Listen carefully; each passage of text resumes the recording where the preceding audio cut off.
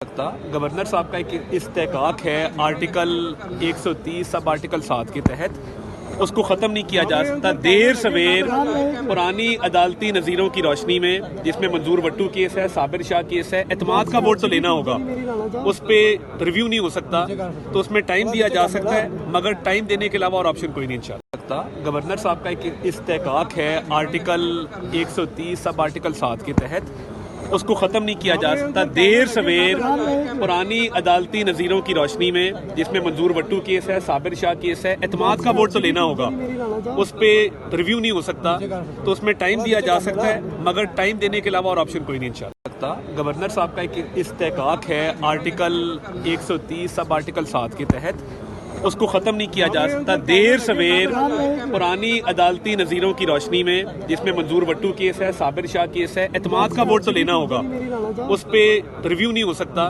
तो उसमें टाइम दिया जा सकता है, मगर टाइम देने के अलावा और ऑप्शन कोई नहीं चल। YouTube पर Google TV देखने के लिए youtube.com की सर्च बार में Google TV टाइप करें। Google TV के पेज पर सुर्ख रंग के सब्सक्रिप्शन वाले बटन पर क्लिक करना ना भूलिए।